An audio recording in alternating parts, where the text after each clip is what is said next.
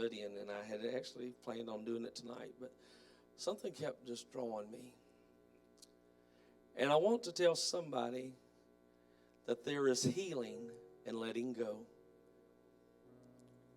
Somebody say, there's healing in letting go. If you will stand for the reading of the word, we're going to start in Jonah chapter 1, verses 11 through 15. It says, then said they unto him, what shall we do with thee, that the sea may be calm unto us?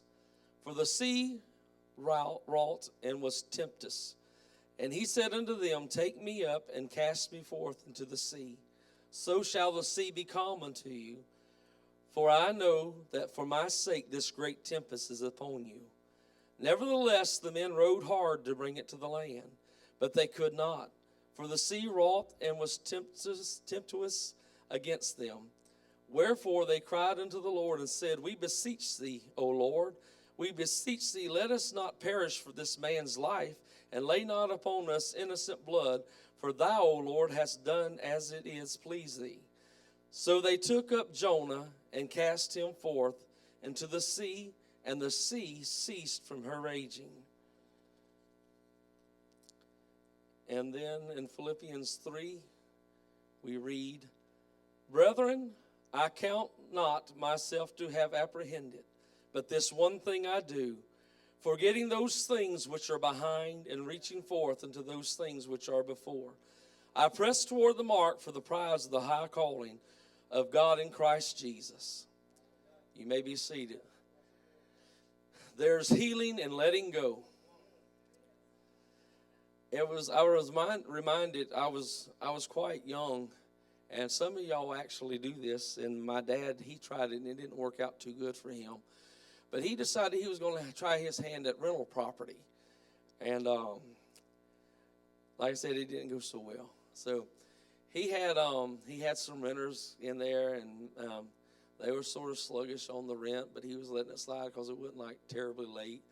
But then he had some people that knew the renters that come talking to him and said, have you seen the inside of that house? And my dad's like, no, I haven't seen it. They said, man, they said, you've got to go check it out. They got a hole in one of the walls, and said the kids have colored every wall in the house. And my dad's heart pounding, and I remember he's going to have to go over there and do a surprise visit or whatever. But anyway, he wound up having to do, people didn't want to straighten up, do an eviction because of the damage to the house. And sometimes in life, we get into the same situation. We get a hold of some things that want to come in and move in our lives. And we have to serve evictions sometimes. Because if we don't, they will literally destroy. And they will tear everything up that we've worked so hard for so many years. And sometimes you just got to let some things go. And it was amazing to me when I found out, when I began to read into some of the stuff, that we as people, as just normal civilians, I guess you'd say, we have to wait and go through the process and serve 30-day notices and eviction notices. But what was an awesome point, if you go to court, a judge can actually, if there's enough damage and enough proof, a judge, someone of power and authority, can do an immediate eviction. And I feel tonight that somebody here tonight, you've had some things that's moved in your life. And within yourself, you're having trouble getting them out. But I feel like the King of Glory has come in tonight to say, you know what? If you'll just let go, if you'll hand it over to me, because see, the judge can't do anything until you bring it to him. So Jesus is standing there with some situations in your life, and he wants to free you of them. But you've got to make the first step. You're going to have to step forward and say, Lord, here it is. And Lord, I need you to serve an immediate eviction.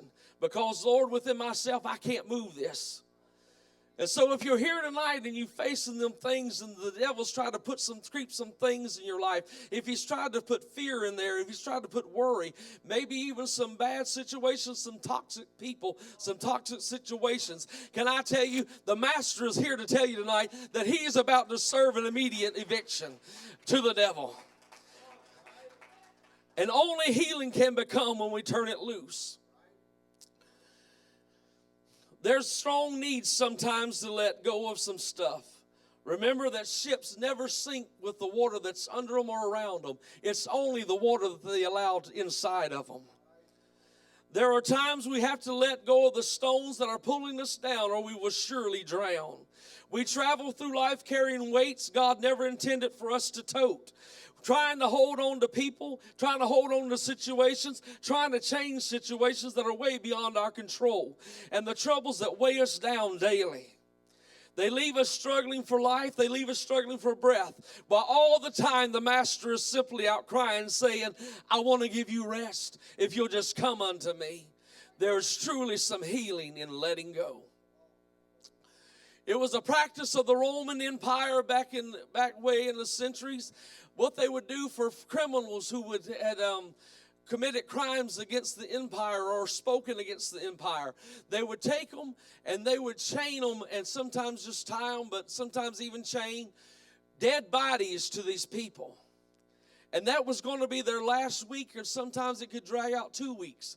Because what would happen was the person had to walk with that dead body to their bare back. And the weight of that dead weight on that person, he could not take it.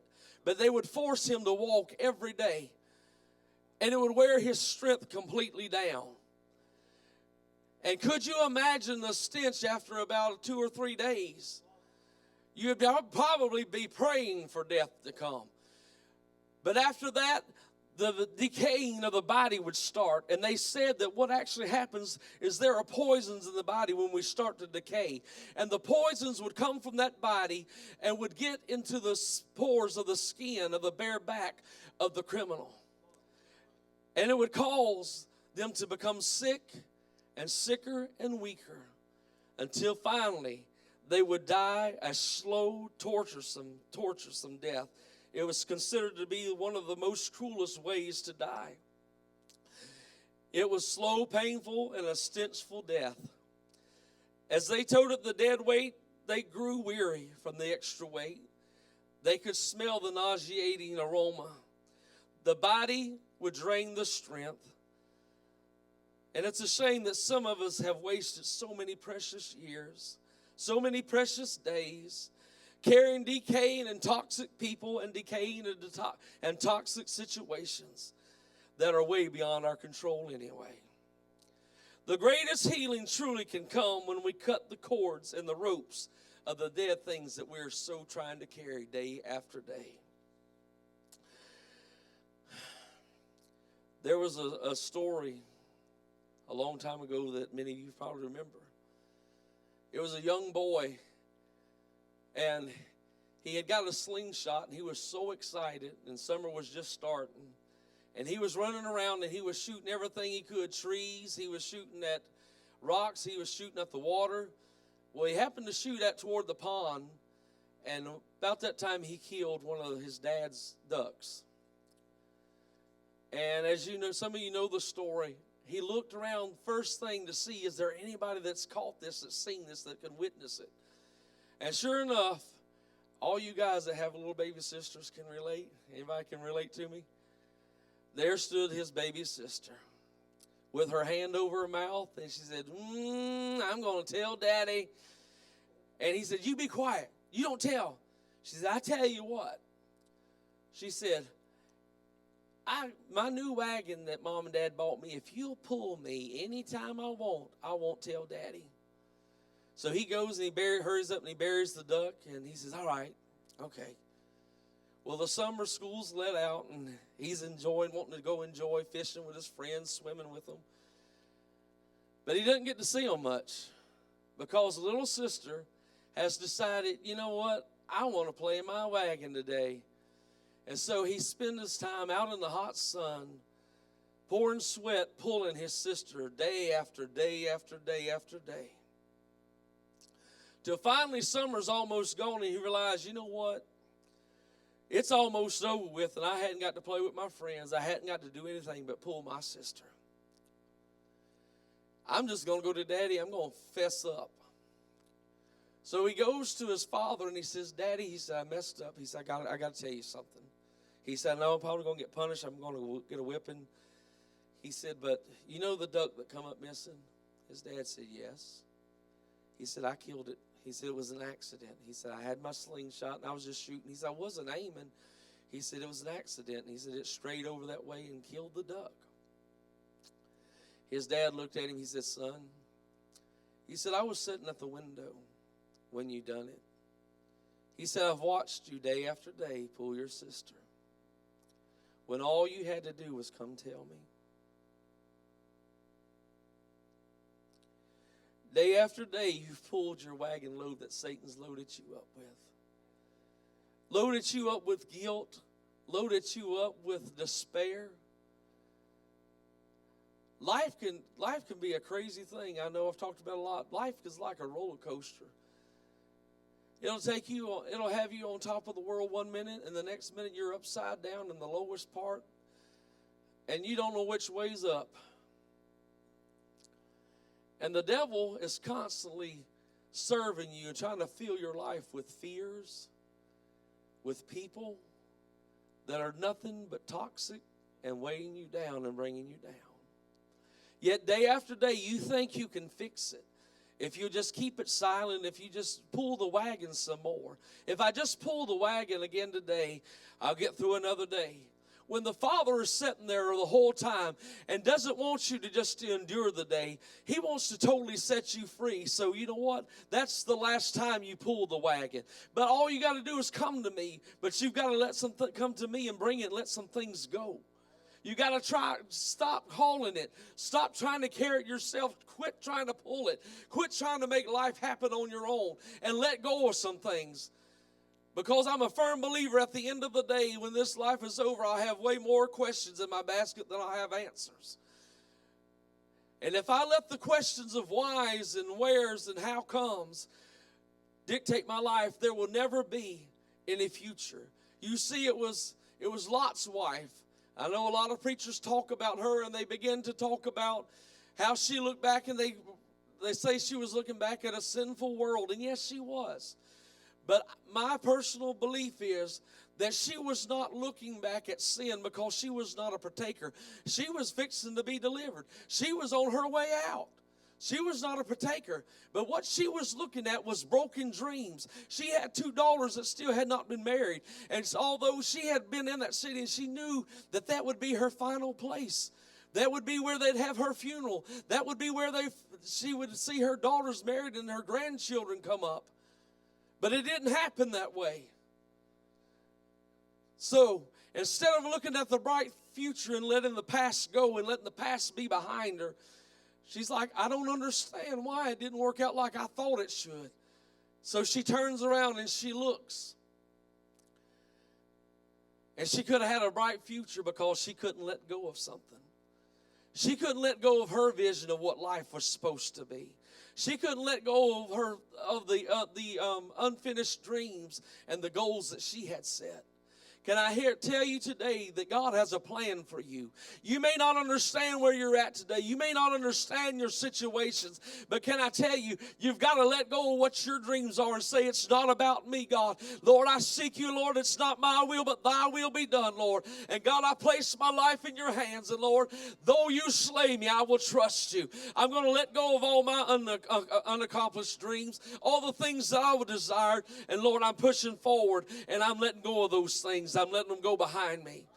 I don't know why people have hurt you. I don't know why people have lied on you. But can I tell you one thing? If you'll be faithful in the end, you're going to wake up in a new kingdom with a new body one day. And he'll say, welcome home, thy good and faithful servant. If you'll just be faithful till the end. Let go of the things behind. I don't know why the things happen. I don't know why babies die in mother's arms. I don't know why we have to see our children struggle. But I can tell you one thing.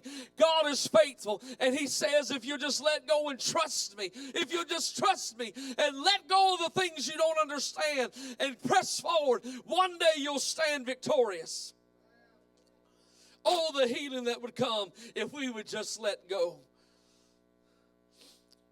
In one conversation with the father, the wagon hauling stopped. Today, if you're weary from the wagon, if the poison of the dead corpse called yesterday has almost claimed your life, let go.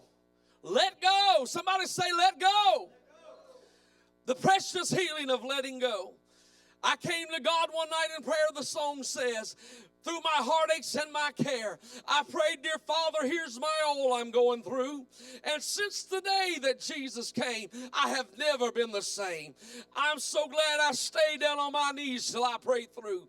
You see, one night I was a sinner, and I needed saving grace, and my wagon was full of a lot of stuff. And I said, Lord, I can't go on living like I'm living right now. God, you've got to move in because, Lord, I can't let go of the stuff I'm going to have to need. I need you, Lord. But God, by faith, if you'll take over the old song, I know it's a country song, but it says, Lord, Jesus, if you'll take the wheel, God, I promise you, I'll do my part. Tonight, I'm letting go of some stuff. Lord, this sinful life that I've been living, I'm letting go of it. And ever since I let go of it, the Master has turned in and come in and healed me. And I'm still a work in progress, but I may not be all that I want to be, but I ain't what I used to be. I'm on my way because I let go of some stuff one night at an altar in prayer. Oh, I stayed down on my knees till I prayed through. And now I am his and he is mine. Blessed assurance and joy divine. I'm feasting on the living bread since I prayed through. Anybody relate? Truly there is healing in letting go. I'll never forget the night that I let go and God filled me with his grace. Like I said at that altar, I said, Lord, here's my mess. And it looks like I'm going to have to tote it the rest of my life. But God, your word said that your blood would cover it. You said you would forgive me of it. God, if I just let go. Tonight, somebody needs to make a choice, let go. You don't have to haul the wagon anymore. You don't have to haul the wagon. You don't have to haul the dead body that you've been toting, the stench of a life that used to be. In John 8:36, it said, if the Son, therefore, shall make ye free, ye shall be free indeed. Since that night, yes, I turned my back on a sinful life and let go of all that stuff. But I can't tell you that there hasn't been things that's tried to move in since then.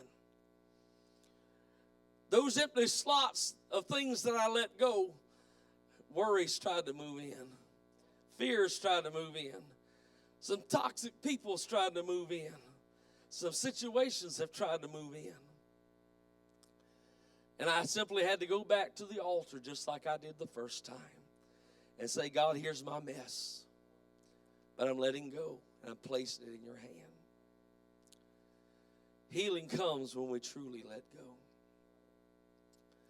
And it was Jonah. If anybody in the Bible, I know we hear a lot about people talk about Jonah, and he was running from God and what God wanted to do with his life, and he wanted him to go to Nineveh. But there's another side of the story that caught my attention, has always caught my attention. Jonah's mad. He basically don't want Nineveh to have the revival. He's like, I'm not going there. So he jumps on a ship.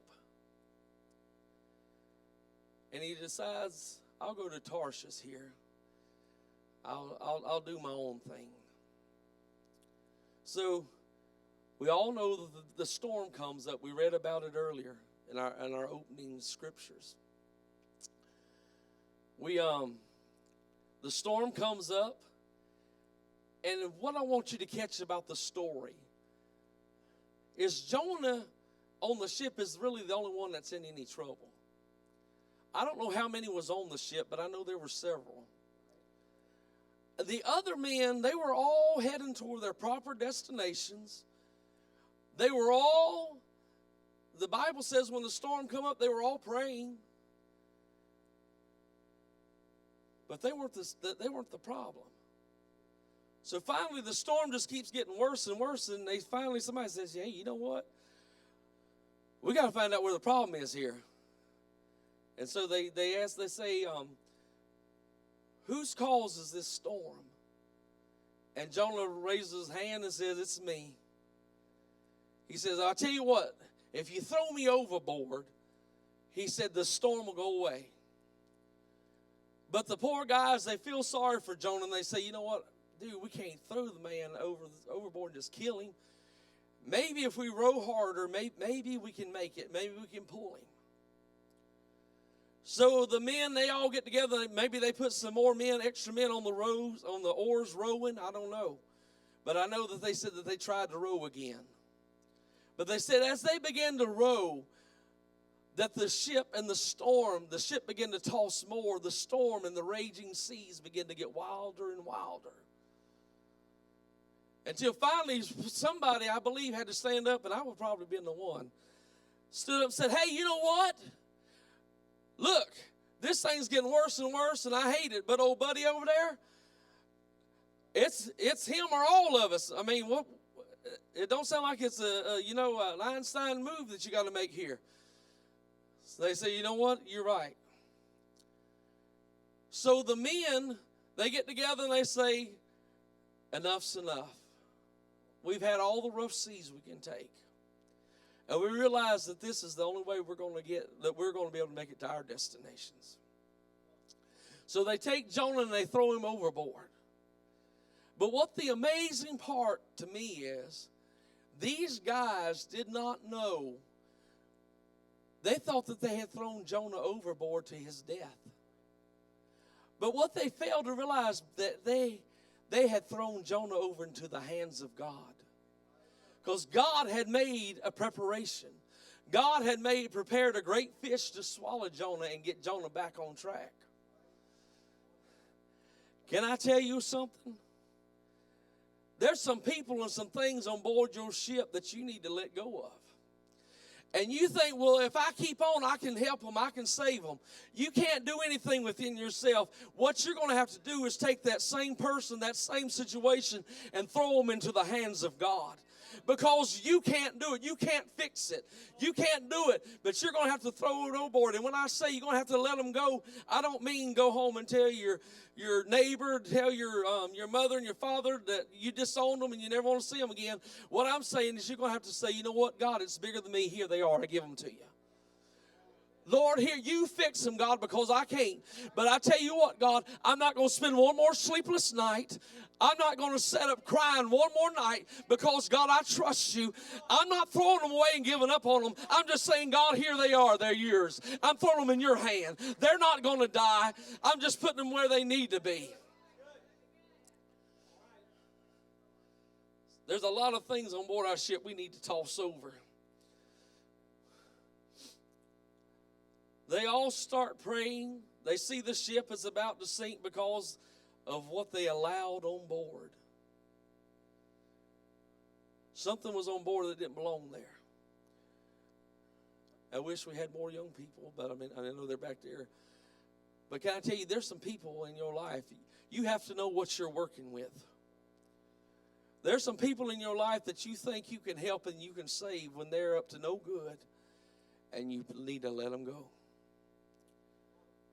And then there's some people in your life that you can't help, that if you just put them in God's hand, then they'll be okay. Finally, they asked whose fault it was, and Jonah replies it was them. Because there's some people and some things in our life that cause us to wake up every morning with tears in our eyes.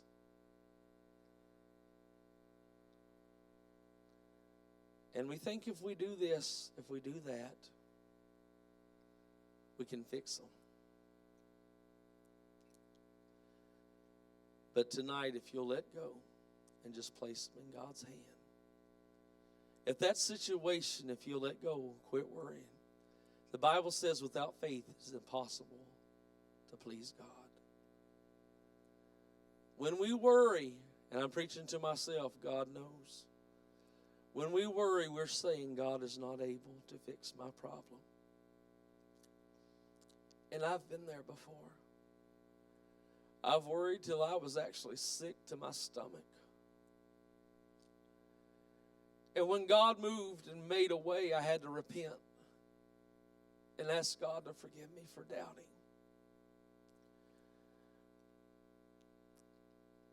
Because when it's too big for me, I need to let go. Sometimes, whenever we want to walk on water, we have to just keep our eyes on Jesus and trust Him. We can't look down and see how deep the water is. We have to let go of fear, let go of doubt.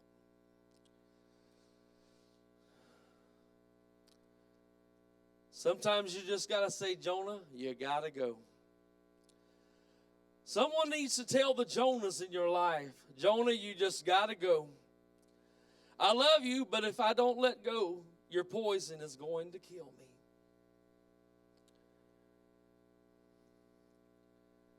They didn't throw him again to his demise. They simply threw Jonah into the hands of the Lord. Sometimes the best thing we can do is say, Jonah, I've had enough. I'm tired of the sleepless nights. I'm tired of the winds. I'm tired of the raging seas.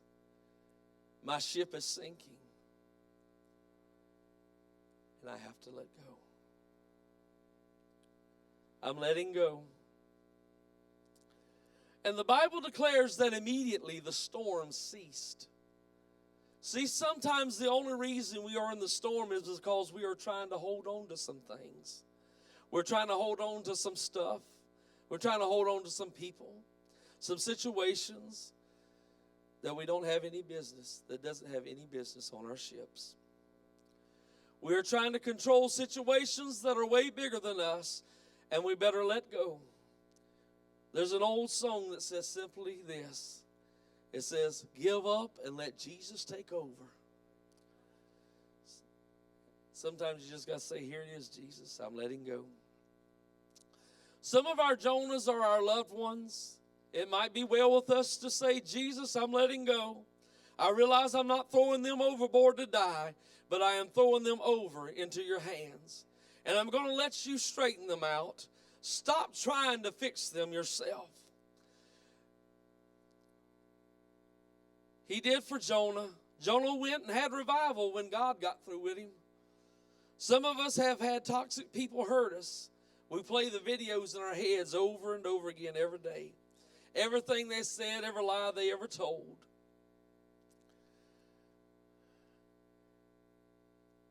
And just like Job's wife,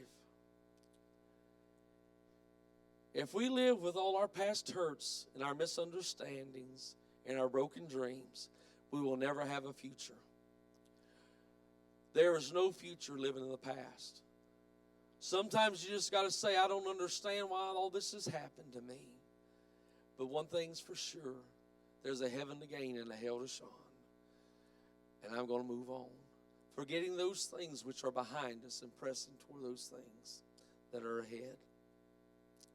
There was an old story, and there was a lady, and she was standing in front of a very big puddle. And it was so wide that she really couldn't go around it. And two guys happened to come up. And they seen her predicament. She had on her nice shoes and her nice dress. So the two guys offered, anyway, they pick her up and towed her across the puddle. Well, the whole time she's mumbling, grumbling, complaining, telling them to watch it. And she finally gets to the end, and she jumps out of their arms and takes off with her head held high in the air, acting like she's mad because they didn't get over there fast enough. So the guys, they walk on for a little while, and finally, after a little while, the one guy, he can't take it no more. He said, man, he said, how can you take that? He said, I'm over here, my blood's boiling. And the other guy said, what are you talking about? That lady, we just helped her. We carried her across that puddle, And she didn't even say thank you, and she treated us terrible and walked off with her nose in the air. And the other guy told him, he said, I can't believe you. He said, we put her down an hour ago. Why are you still carrying her?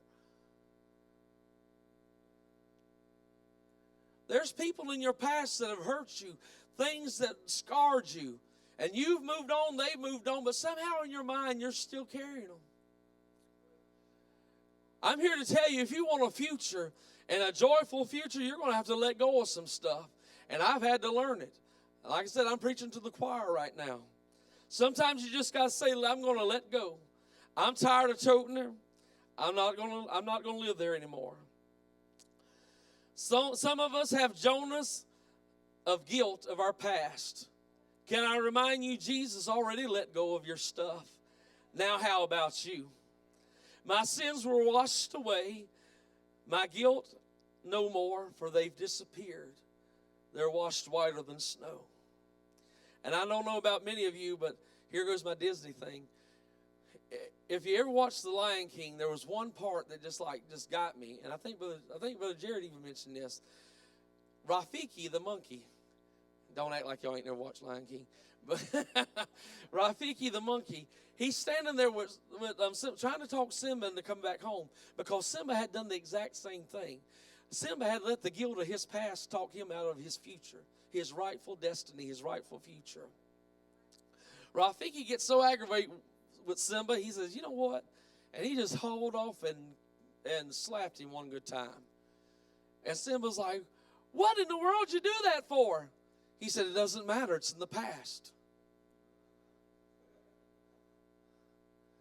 There's times that things and situations, not only people, but sometimes situations can hurt us. But if we allow those scars to dictate us and we live at that moment and keep replaying that, we become stuck and trapped in a past situation that's over and gone. Sometimes you got to shake yourself like Simba and say, you know what, he's right. I don't know why it happened, but I'm over it. I'm over it. I'm moving on. Tonight, as Brother Daniel comes to the music, I believe that the master is telling someone. The judge has stepped up with the gavel in his hand, and he said, if you'll bring me some stuff, I'm ready to declare an immediate eviction. Some of the stuff that Satan's put in your life, I'm fixing to change, but you got to let go of it. You got to trust me with it, because I can only heal. If you ever notice when Jesus healed the guy that had the withered hand, he said, stretch it forth. You've got to offer it to me. I can't heal what you keep covered. You have got to expose some things and say, God, here it is. It's a mess, and just call it like it is. And say, but Lord, from this night forward, I'm turning it over to you. God, I'm through worrying. I'm through crying. I'm through of crying myself to sleep over the situation. When your word has declared that you are big enough to take care of it. God, I place my children in your hands. God, I place my family in your hands. I place my finances in your hands. God, I place my job in your hands. Because you said you would never leave nor forsake me. And you promised that your thoughts for me are for good and not evil.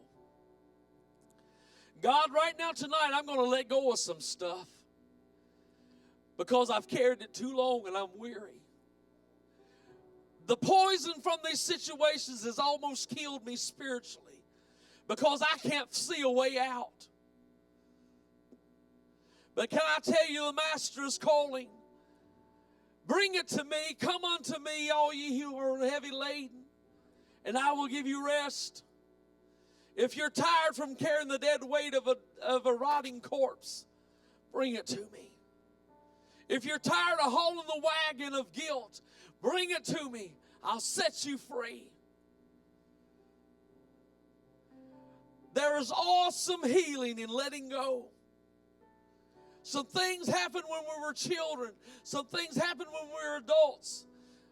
And we constantly replay them over and over in our heads. And it controls every part of our being. Because we never really get over it. There's an awesome book that I love it. And it was called Healing for Damaged Emotions. As children, we are being programmed daily. And there are things that happen to us even as children that scar our minds. And even here I am on the doorsteps of 50. And I feel like I'm 150. But things I do to this day stem from something way back then. But God is saying, I want to heal that tonight. I want you to let go of it. But the problem is I can't heal it unless you expose it. I want you to just come to me, he says. Say, God, here's my mess.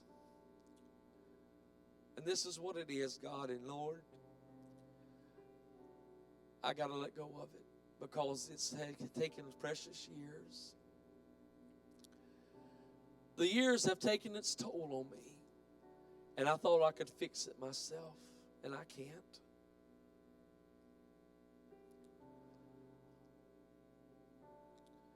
God, I give it to you as we stand. If there's someone here tonight that wants healing, you're going to have to let go.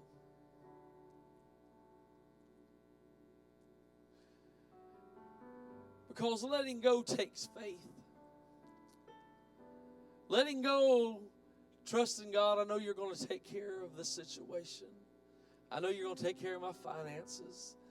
I know you're going to have to take care of my children. And I'm letting go of all of it right now tonight because I've got to have peace. The storms have beat my ship too long. And I'm almost at a nervous breakdown. So, Lord, I'm simply letting go.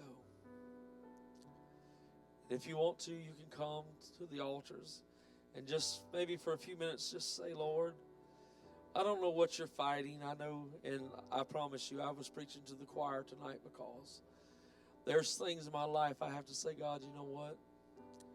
I'm tired of holding on to them. I'm tired of trying to fix it myself.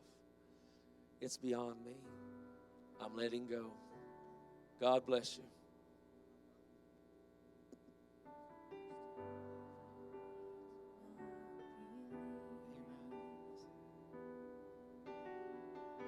Even when my eyes can't see, and this mountain that's in front of me will be thrown into the midst of the sea. Through it all, my eyes are on you. Through it all, it is well. Through it all, my eyes are on you. It is well with me.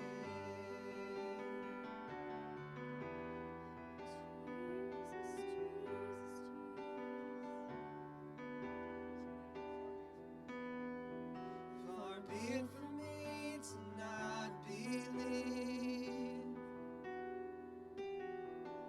even when my eyes can't see, and this mountain that's in front